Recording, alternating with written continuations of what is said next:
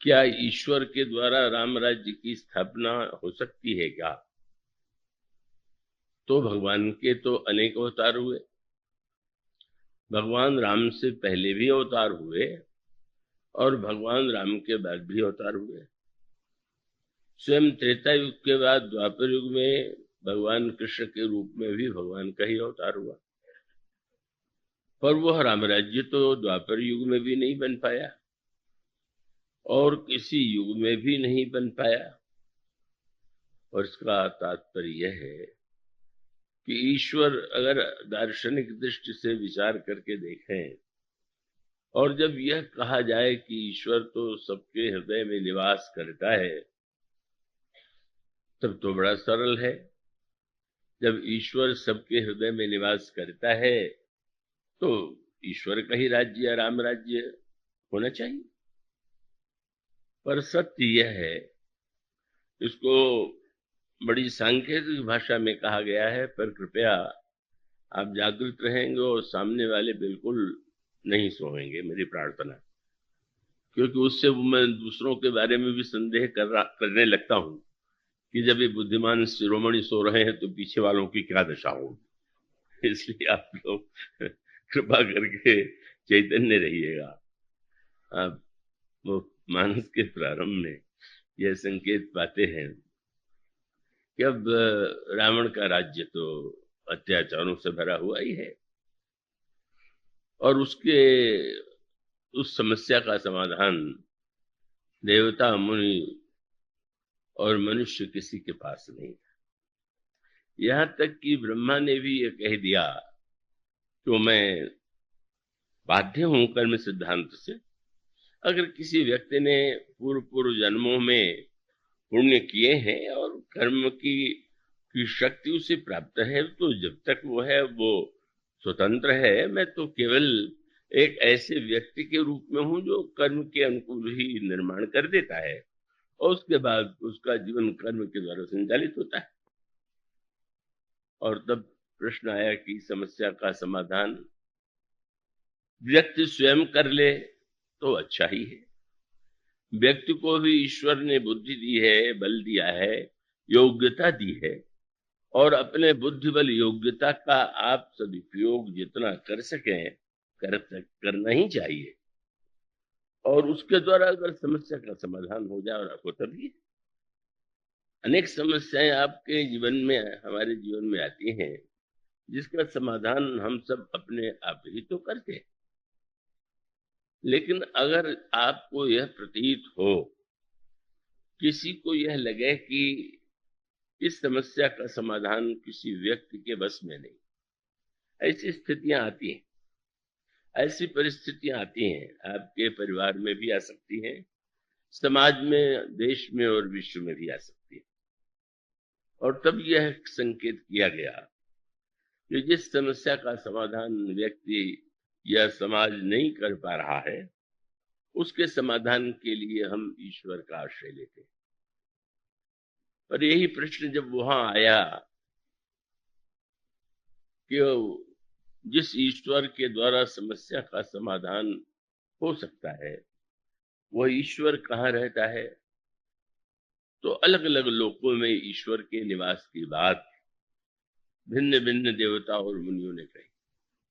किसी ने वैकुंठ का नाम लिया, किसी ने क्षीर सागर का नाम लिया। पूर्व वैकुंठ जान कह कोई, को कह पय निधि बस प्रभु सोई। जी निक यही के हृदय भगत जस प्रीति, प्रभु कह प्रगट सदा यह रीति। मतभेद है और तब सभी की दृष्टि भगवान शंकर की ओर गई, क्योंकि उस विवाद की स्थिति में शांत बैठे हुए थे। आप कृपा करके बतावें, जिस ईश्वर के द्वारा समस्या का समाधान हो सकता है, तो वह ईश्वर कहाँ रहता है? और तब शंकर जी ने यह कह करके देवताओं को के समक्ष एक प्रश्न उपस्थित कर दिया कि आप लोग पहले बताइए कि वो कहाँ नहीं रहता है। पर इस उत्तर से तो देवताओं की समस्या का समाधान नहीं हुआ। अभी तक तो यह था कि ईश्वर के पास जाएं और ईश्वर को अपनी समस्याएं सुनावें और वो समाधान दें। पर जब शंकर जी यह कहें कि ईश्वर देश काल दिश विदिशहु माही, कहु सो कहाँ जहां प्रभु नाही, तब समस्या जटिल हो गई। और तब भगवान शंकर ने इसका जो समाधान किया, उसकी व्याख्या पहले भी यत्किंचित की गई है और संकेत के रूप में उन्होंने यही कहा कि ईश्वर सर्वत्र तो है, पर वो व्यक्ति के जीवन में या संसार में कोई हस्तक्षेप नहीं करता। वो वाकई अग जग में सब रहित विरागी, सर्वत्र होते हुए भी उसके उसके अंतःकरण में न राग है, न द्वेष है, न इच्छा है, न आकांक्षा है। वो तो एक प्रकाश के रूप में ही, जैसे यहाँ प्रकाश है, तो प्रकाश के द्वारा व्यक्ति एक दूसरे को देख पाता है। आप कथा श्रवण प्रकाश में बैठ कर के कर रहे हैं, पर प्रकाश का स्वभाव जो है वो पक्षपात और विरोध का तो नहीं। अगर कोई रामायण की कथा कहे तो भी ये प्रकाश रहेगा, महाभारत की कथा कहे तो भी रहेगा, और वो गाली गलौज की बात करने लगे तो भी प्रकाश रहेगा। वो प्रकाश तो कभी नहीं बुझेगा। ये नहीं है कि रामायण जी की कथा हो रही तो और जरा चमक आ जाए। ये भी हो सकता है कि रामायण की कथा चल रही हो और बीच में बिजली चली जाए। तो भौतिक जगत में यह दृष्टांत पूरी तरह साकार ईश्वर के संदर्भ में नहीं है। तो इसका अभिप्राय है कि ईश्वर जो है उसका वर्णन मूलतः प्रकाश और प्रकाशक के रूप में किया गया। विषय करण सुर जीव समेता, सकल एकते एक सचेता, सबकर परम प्रकाशक जोई, राम अनादि अवधपति सोई। वह प्रकाशक है। अब भगवान शंकर ने समाधान दिया कि वो सर्वव्यापी तो है, पर वो सक्रिय नहीं। और यदि हम चाहते हैं कि वो ईश्वर सक्रिय रूप में हमारी समस्या का समाधान करे, तो हमें उन्होंने दृष्टांत दिया लकड़ी का। लकड़ी में अग्नि भले ही विद्यमान है, लकड़ी के घर्षण से ही अग्नि भी उत्पन्न की जाती है। वेद मंत्रों में, वेद यज्ञों में अग्निमंथन का विधान है। पर लकड़ी में अग्नि है यह समझ करके आप लकड़ी पर चाय रख दें, भोजन रख दें पकने के लिए, तो कुछ नहीं हो। आप कुछ भी करें, जब तक लकड़ी में जो व्याप्त अग्नि है उसे आप प्रकट नहीं करेंगे, तो आप वो प्रकट होते ही उस अग्नि की भूमिका आपके जीवन में प्रत्यक्ष रूप से साकार होगी। यही दृष्टांत भगवान शंकर देते हैं कि वस्तुतः सर्वत्र होते हुए भी वह व्यक्त नहीं है। और तब उन्होंने कहा कि अगर आप समस्या का समाधान करना चाहते हैं तो किसी लोक में जाकर के ईश्वर को ढूंढने की आवश्यकता नहीं है, उसे प्रकट करने की आवश्यकता है। प्रकट करने का उपाय क्या है? तो शंकर जी ने वही सूत्र दिया, अग जग मय सब रहित विरागी, प्रेमति प्रभु प्रगटई जिवयागी। प्रेम के द्वारा ही उस ईश्वर को, जब कोई भक्त, जब कोई अनुरागी प्रेम में विवल होता है, व्याकुल होता है, तो उसके प्रेम का यह परिणाम होता है कि ईश्वर जो है प्रकट हो जाता है। भगवान श्री राम प्रकट हो गए, पर कल की कथा में जो होंगे, आज तो बहुत ही अधिक नए लोग हैं, अब उसे दोहराना तो संभव नहीं है। श्री भरत मूर्तिमान प्रेम है, और भगवान राम का प्राकृत्य बिना प्रेम के नहीं होता।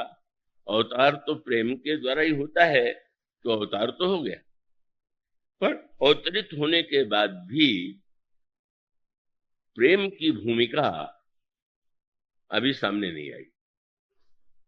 और मानो उसको व्यवहारिक अर्थों में देखें, आप यो कल्पना कर लीजिए कि महाराज दशरथ ने जो संकल्प किया राम राज्य का, अगर उस संदर्भ में श्री भरत भी आ गए होते, या अयोध्या में श्री भरत होते तो कोई समस्या आती ही नहीं।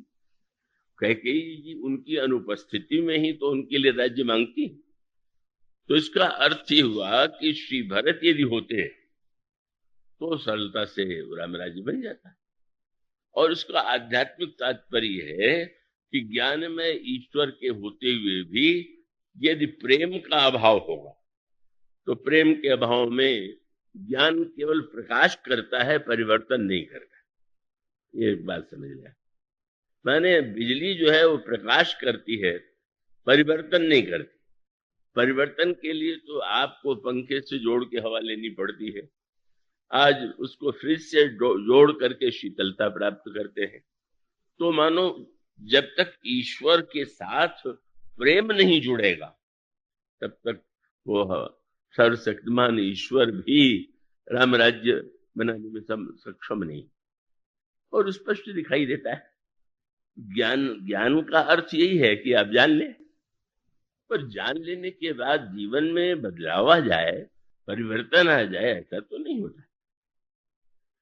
ऐसे तो अनेक लोग हैं जिनका प्रवचन सुन करके आप बड़े प्रभावित होते हैं। और ऐसे अनेक बुद्धिमान श्रोता होंगे जिनकी पकड़ बहुत श्रेष्ठ है, पर इसका अर्थ तो नहीं है कि उनका जीवन बदल गया। और बदलाव के लिए आवश्यक है कि ज्ञान के साथ प्रेम भी हो। अभी क्रम से उस बात को सामने रखेंगे, कृपया आप संकेत की भाषा में उसे सुनेंगे। कल उस दोहे पर ध्यान दीजिए जहां गोस्वामी जी ने कहा कि जैसे देवता जब दैत्यों से बार बार परास्त होते थे, उनकी मृत्यु होती थी, तो समुद्र मंथन हुआ और उससे जो अमृत निकला उसको पी करके देवता अमर होते हैं और तो दैत्यों को हराते हैं। आंतरिक जीवन में प्रत्येक साधु के जीवन में वही समस्या है।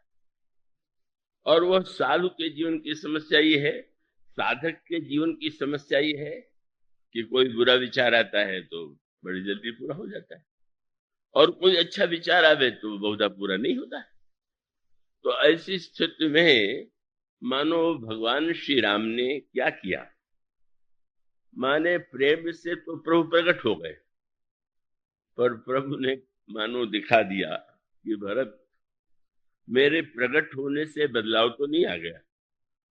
मेरे प्रकट होने पर भी अगर मंथरा की दुर्वृत्ति, मंथरा की वो जो स्वार्थ वृत्ति, लोभ वृत्ति है और अमंगलमयी वृत्ति है, वो तो जो के त्यों बही हुई। और तब अब मैं प्रकट हो गया, अब तुम भी तो जरा प्रकट हो जाओ। ये है। तो प्रेम ने प्रभु को प्रकट किया और फिर प्रभु ने प्रेम को प्रकट किया। तो स्वामी जी इसको इस रूप में रख रहे। और शब्द कितना सुंदर चुना। गोस्वामी जी के जो ये पंक्तियां हैं उनको मूलतः पढ़ने का अभ्यास अवश्य आप डालें। यहाँ पर नित्य बहुत सुंदर एक आयोजन होता है जिसमें प्रश्नों का उत्तर बालक बालिकाओं के द्वारा दिया जाता है और उसके द्वारा उनके योग्यता की परीक्षा होती है। तो जो महानुभाव गए थे उन्होंने बताया कि इस बार परीक्षा प्रश्नोत्तर केवल गद्य में होगा, पद्य में नहीं। तो मैंने विनम्र निवेदन किया कि शायद ये ठीक नहीं। वस्तुतः आप निश्चित रूप से और उसमें चौपाई और पंक्तियों को जोड़िए। मेरे निवेदन को सुना है कि उन्होंने स्वीकार कर लिया, मैं नहीं आ पाता, पर पता चला कि हाँ उसके लिए भी कुछ अंक रखे गए। तो वो क्यों रखे गए हैं और उसकी आवश्यकता क्या है। और आपसे भी मैं अनुरोध करूंगा कि आप रामायण पाठ का अभ्यास अवश्य डालिए, रामायण का थोड़ा बहुत पाठ अवश्य कीजिए, और रामायण के मूल शब्दों को पढ़ करके आप जितना प्रवचन का आनंद और उसका सही अर्थ समझ सकते हैं, उसके अभाव में कभी भी आप पूरा उसका रस हृदयंगम नहीं कर सकते।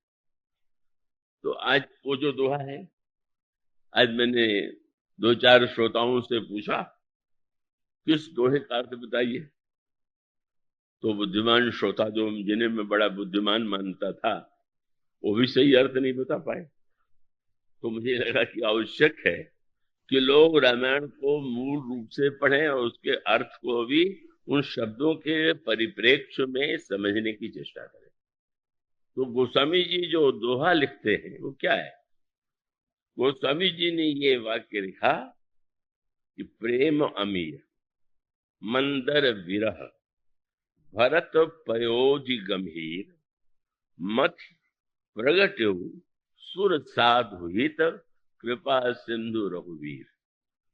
मैंने पूछा इन बुद्धिमानों से कि मथ प्रगट्यु सुर साधु हित का अर्थ क्या हुआ? तो उनका इसका अर्थ है कि देवता और साधुओं के हित के लिए। तो मैं समझ गया कि जब बुद्धिमान लोगों को यह अर्थ प्रतीत हो रहा है तो बेचारा और लोग अन्य लोग तो भ्रमित हो जाएंगे।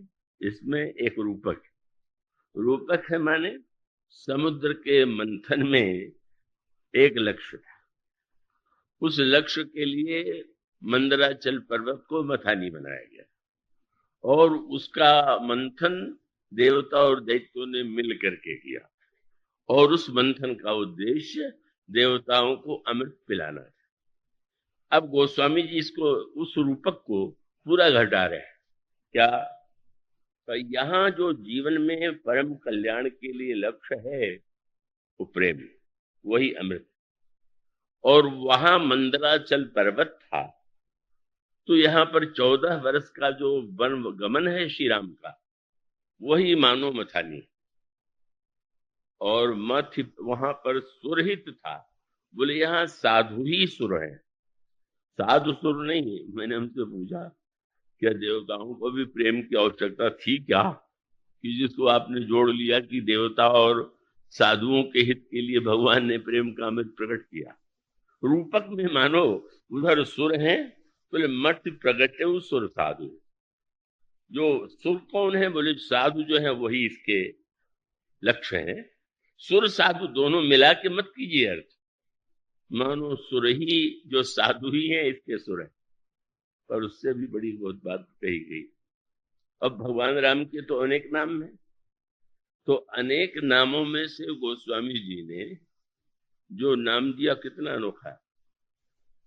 भगवान के प्रभुपति राघव या अनेक सत्सत नाम है, पर गोस्वामी जी जो शब्द चुनते हैं वो तो साहित्य की दृष्टि से अभिव्यक्ति होता है।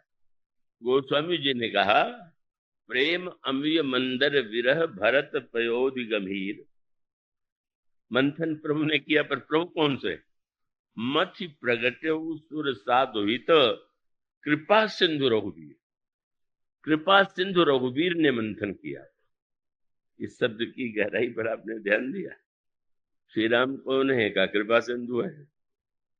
तो मानो गोस्वामी जी ये चाहते हैं कि पढ़ने वाले के मन में यह प्रश्न आवे कि भाई देवताओं ने मंथन किया, संतों ने मंथन किया, पर समुद्र का मंथन क्यों करेगा? श्री राम को समुद्र न कहें तो ठीक है, पर इस दोहे में भी उनको सिंधु बना करके और ये कह करके कि श्री राम कृपा सिंधु हैं, ये शब्द के चुनाव का तात्पर्य क्या? मानो संकेत था कि भगवान तो कृपा सिंधु थे, पर उनको प्रेम सिंधु से उधार लेना पड़ा कि जब तक तुम संसार को प्रेम का दान नहीं दोगे तब तक मेरी कृपा सक्रिय कुछ नहीं हो पाती। माने समुद्र ने समुद्र को मथा। इसके पीछे कितनी काव्य की दर्शन की भावना है कि इस समुद्र को लगा होगा कि कुछ कमी है, उस कमी के लिए उन्होंने कृपा सिंधु ने उस समुद्र का, जिसको श्री भरत समुद्र कहते हैं, उसका मंथन किया। तो वस्तुतः कमी क्या है वो स्पष्ट है। वस्तुतः राम राज्य बाहर से नहीं आता, व्यवस्था से आता नहीं, भीतर से आता है। और जो परिवर्तन होता है वो भीतर से होता है, बाहर से नहीं। बाहर का परिवर्तन जहां अनगिनत व्यक्ति हों, अनगिनत समस्याएं हों, वो सबका समाधान केवल व्यवस्था के द्वारा तो अत्यधिक कठिन। अच्छी से अच्छी व्यवस्था की जानी चाहिए तो ठीक है। मानो परिवर्तन सही अर्थों में कब होगा? जब व्यक्ति के हृदय में प्रेम का संचार हो, प्रेम का उदय हो। और इसीलिए आप ये देखेंगे कि भगवान श्री राम के सिंहासन पर बैठने से पहले 14 वर्ष तक श्री भरत ने राज्य चलाया। बहुत सुंदर संकेत। और वो भी जो चलाया वो सिंहासन पर बैठ के नहीं चलाया। और राम राज्य के पहले एक ऐसा राज्य चाहिए जिसमें राजा न हो, और राजा यदि है तो भगवान की पादुका का सिंहासन पर उसकी स्थापना हो, और वो एक ऐसा राजा विहीन राज्य जिसका राजा तो वस्तुतः ईश्वर है और राज्य चलाने वाला मात्र सेवक है। इस 14 वर्ष के बाद कहीं जाकर के जिसे राम राज्य की संज्ञा दी गई, उसका शब्द का प्रयोग किया जाता है।